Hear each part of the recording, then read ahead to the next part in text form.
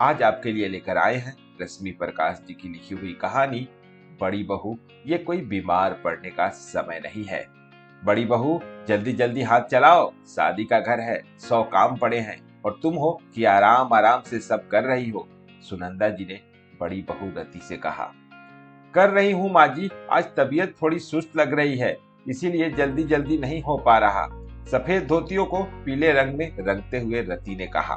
तभी नित्या आकर बोली, अरे बड़ी भाभी, सब आपको ही ढूंढ रहे हैं और आप यहाँ लगी पड़ी हैं। चलिए ना, संगीत की क्या मस्त तैयारी चल रही है।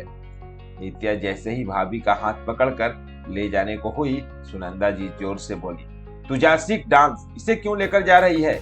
ये चली गई तो काम कौन करेगा?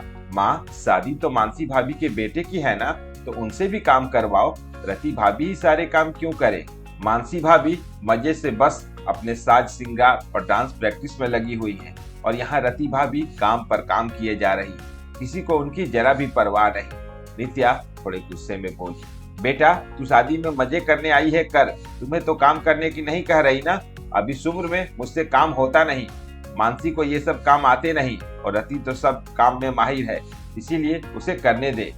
सुनंदा जी बेटी को समझाते हुए बोली, रहने दो माँ, सब समझ आता, ये कोई नया नहीं कर रही हो आप। जब रचित और रचना की शादी थी तब भी रति भाभी ने सब काम संभाले, क्योंकि वो दोनों उनके बच्चे थे। तुमने ही कहा रति को ही करने होंगे, तब भी मानसी भाभी बस सज धज कर मेहमानों की तरह बैठी थी। इस बार जब उनके बेटे का ब्याह है तभी उन्हें सब कामों से आजाद कर रखी हो। बस तैयार होकर लड़के की माँ की भूमिका अदा करने आ जाती और बेचारी रति भाभी सब करके भी पीछे रह जाती। तारीफ मानसी भाभी के हिस्से आ जाता। वाह क्या तैयारी है, कहते हुए नित्या वहां से चली गई। रति अपने बिखरे काम समेटने में व्यस्त हो गई। देखो बहू, नित्या की बात पर ज्यादा ध्यान मत देना। 15 साल हो गए शादी को, पर बचपना ना गया उसका। सुनंदा जी रति को समझाते हुए बोली। रति कुछ न बोली, जानती थी इस घर में उसकी वैल्यू मानसी से कम ही आकी जाती है। अमीर घराने की मानसी काम करने की आदत नहीं रही। संजोग से पति निहाल की नौकरी ऐसी कि सारे ऐशो आराम मिल रहे थे, पर रति का पति निशांत ऐसे ही किसी कंपनी में नौकरी करता था। तनख्वाह भी ज्यादा नहीं थी, पर रति सब कुशलता से संभाल रही थी। मानसी जब तब सुनंदा जी को तोहफे देती रहती, जिससे वो मानसी के गुणगान गाती और उससे ज्यादा काम करने ना कहती। हर बात पर रति से यही कहती रहती कि तुम्हें सब कामों की बढ़िया जानकारी है, मानसी को कुछ आता नहीं, सिखाने जाओ तो उतने में तुम ही कर दोगी। और बस ऐसे में सुनंदा जी रति पर काम का बोझ डालती जा रही थी। रति ने अपने बच्चों की शादी में खुद ही सब कुछ किया, मानसी ने जरा ना सहयोग किया। बस उसका सारा ध्यान खुद पर रहता था। ऊपर से बातें बनाने में माहिर, तो मीठा बोल सबके साथ घुल मिल जाती और तारीफ बटोरती रहती। उधर रति कितना भी काम कर ले, सुनंदा जी नुक्स निकालती और सबके सामने डांटने से परहेज ना करती। निशांत कई बार सुनंदा जी को समझाता, माँ, तुम ये रति को हर समय डांटा मत करो, अब बहू आ गई है, अच्छा नहीं लगता। पर वो किसी को सुनी है जो बेटे की बात सुनती। जब तक पति जीवित थे वो भी समझाकर हार गए थे। सोचते सोचते रति काम निपटाकर कमरे में जाकर लेट गई। कमर में दर्द हो रहा था। तभी उसकी बहू कमरे में आई और बोली, मम्मी जी, आप इतना काम क्यों करती हैं? दादी जी भी बस आपको ही बोलती है, लाइए कमर में दवा लगा दो। बेटा, जब परिवार में सब साथ रहते हैं तो ये सब चलता रहता है, इस बात पर नाराज होकर बैठ जाऊं, तुम ही बोलो। रति आह भरते हुए बोली। तभी मानसी किसी काम से रति के कमरे में आई तो उसे लेटे देख बोली, दीदी आप यहाँ हो? माँ कब से आपको बुला रही हैं, जाने कौन सी रस्म अब करनी है। मानसी, मेरी तबीयत ठीक नहीं लग रही, तुम कर लो खुद से। माँ जी से पूछकर रति आंखें बंद कर लेटे हुए बोली, हाँ चाची जी, अभी अभी मम्मी के कमर में दवाई लगाई है, उन्हें आराम करने दीजिए। बहू ने कहा, क्या कहा? तबीयत खराब लग रही है? ऐसे कैसे? शादी के इतने काम करेगा कौन? शादी के घर में बीमार पड़ने से कैसे काम चलेगा?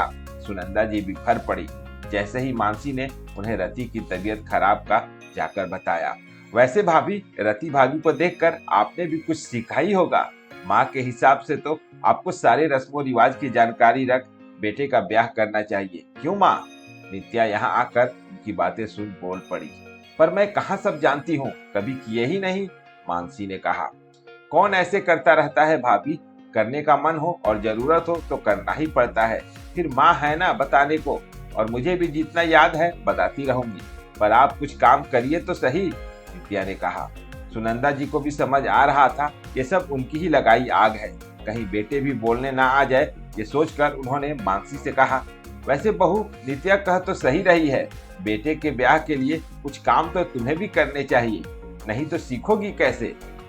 मानसी को भी लगा बेटे का ब्याह है, रति भाभी पर आश्रित रहने से कहीं दिक्कत ना हो जाए। वो भी लग गई रस्में सीखने में, ताकि सब काम समय पर निपट जाए। उधर जब रति को ये पता चला कि मानसी काम कर रही है तो मन ही मन नित्या का धन्यवाद कर रही थी, क्योंकि उसने ही कहा था, भाभी आप जितना करोगी उतना सब आप पर थोपते जाएंगे।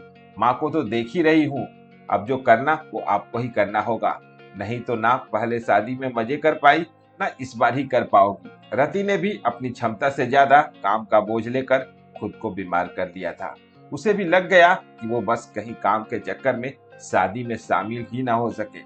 दोस्तों, कुछ लोगों की आदत होती है कहते रहने की, मुझे कुछ नहीं आता, और जो करता है उस पर ही सारी जिम्मेदारी थोप दी जाती है। फिर आजकल जिसके पास पैसा होता है उसकी परिवार में भी पूछ होती है। ऐसे में परिवार के बड़े का फर्ज होना चाहिए वो बच्चों में और बहुओं में भेद ना कर बराबर का मान सम्मान दे, नहीं तो कुछ औरतों का हाल रति जैसा हो जाता है।